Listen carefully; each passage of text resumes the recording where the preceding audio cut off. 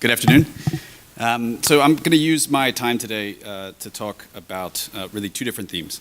And one is the need for better human disease models to assess efficacy of SRD targeting therapeutics. And the other is to develop improved tools to deliver those therapeutics to human neurons or the human brain. So this is the ENDD team. You heard from sort of the left side of the group here, over here, the sort of clinical research mafia led by Boss Helbig and Boss McKee. Today, you're going to hear from me representing sort of the translational research side and giving some updates into our work there. So one of our major goals is to boost Syngap expression to correct for haploinsufficiency. And we have a number of different programs that we're developing either internally or in partnership with industry aimed at boosting Syngap sort of across the central dogma at the DNA, the RNA, and the protein level. And last year at this event, I shared sort of proof of concept data for a number of these approaches. But as we've advanced these programs, if others have as well, it's become increasingly apparent that we need better human and humanized disease models by which to benchmark these therapeutics. And so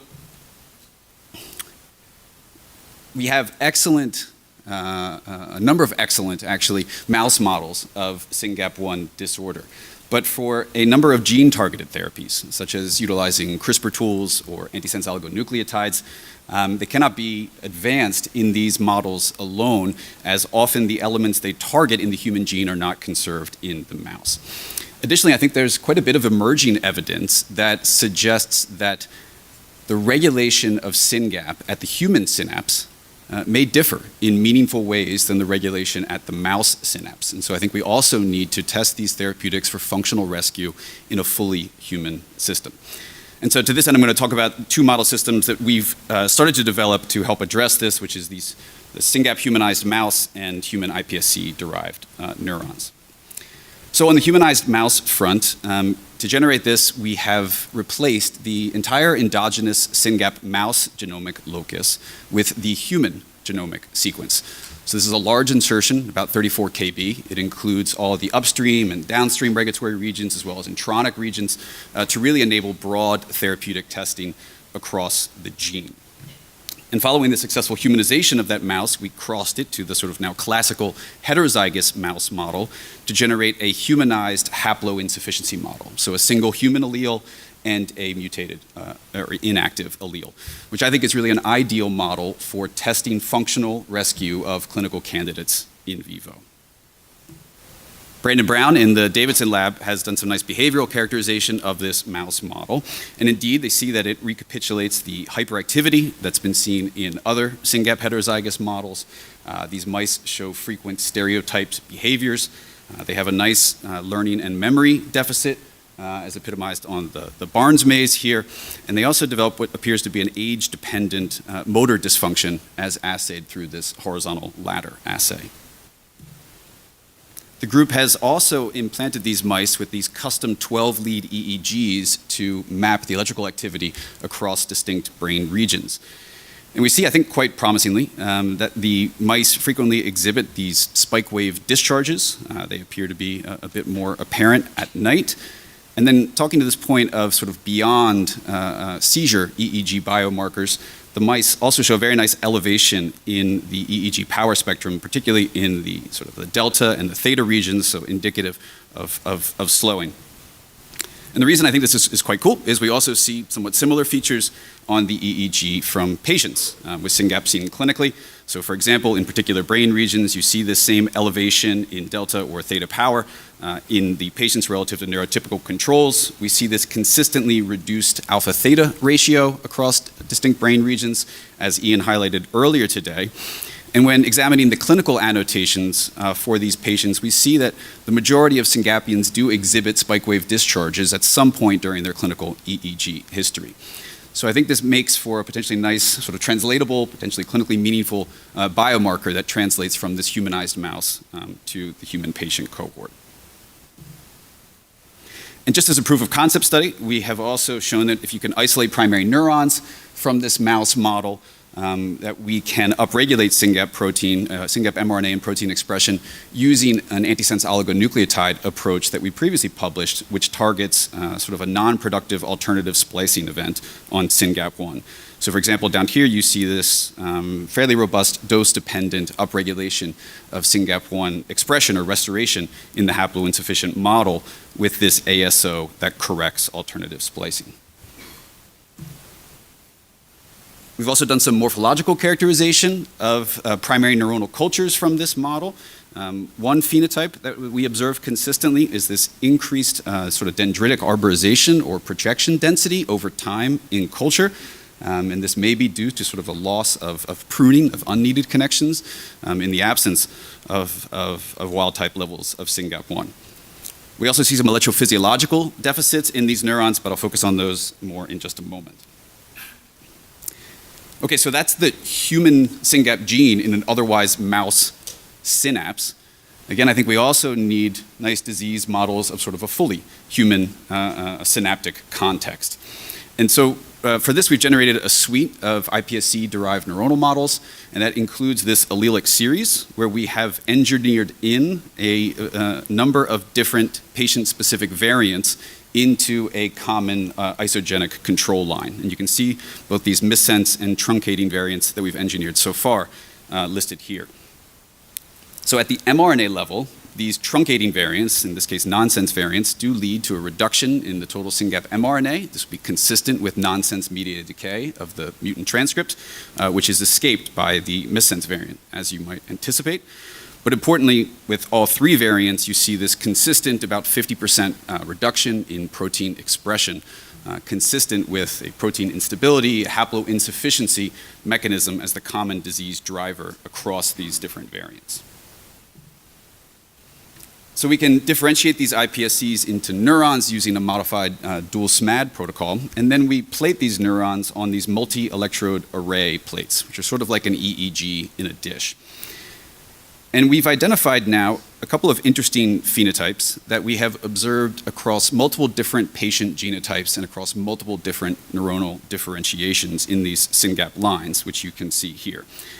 So when these neurons reach sort of the robust synaptic activity, which takes place around day 60 using this protocol, we see that the SYNGAP haploinsufficient lines, they actually show slightly less frequent bursts of electrical activity, but that those bursts last longer in duration. I think you can see this more clearly looking at the raw data and the raster plots from these experiments. So for example, this is a burst of electrical activity measured by a single electrode within an MEA well, and hopefully you can appreciate this longer duration of this burst of activity in the SYNGAP1 haploinsufficient line. But this is now showing a raster plot view of the full 10 minutes of recording of these iPSC neurons with controls at the top and the mutant line at the bottom. And each row across represents the recordings from a single electrode. So each of those red bars represents a single burst of electrical activity. And then if you look down the column, that shows this sort of coordinated network burst activity, meaning that across all the different electrodes in the well, they detected sort of an almost simultaneous peak in electrical activity across this neuronal network.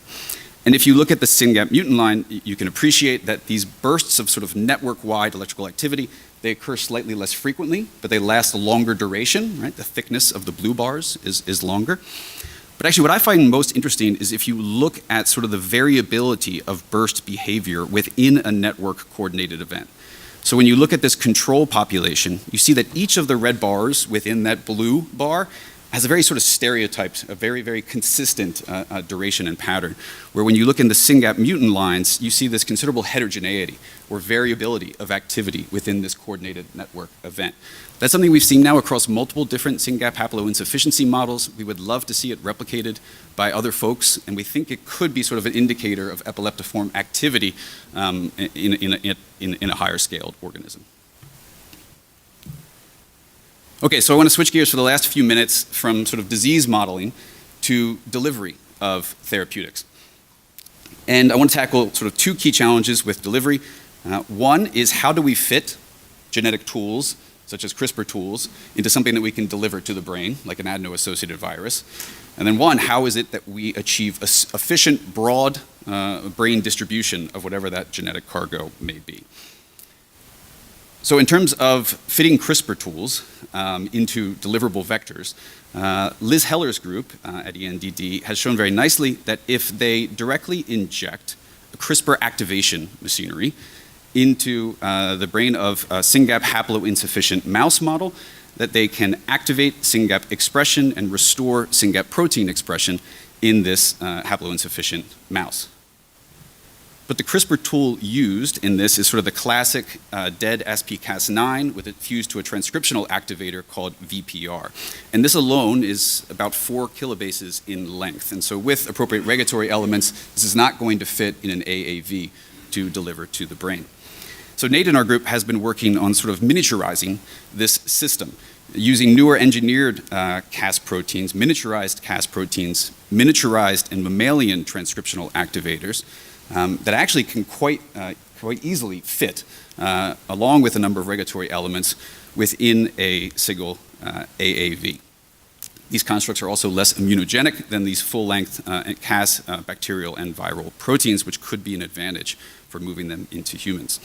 And on the right, this is just sort of proof of concept with one of these miniaturized CRISPR activation tools showing that we can restore expression in SYNGAP patient-derived neurons. And so we're using this miniaturization strategy to move these CRISPR tools into in vivo experiments in the humanized mouse models. Okay, but none of this really matters if we can't safely deliver genetic cargo to the human brain. And this, of course, is the major challenge for the field in general. Some of you may be aware we had rather high hopes earlier this year for a blood-brain barrier crossing AAV, which has been developed by multiple companies, including Capsida Therapeutics, which had advanced to a clinical trial for STXBP1.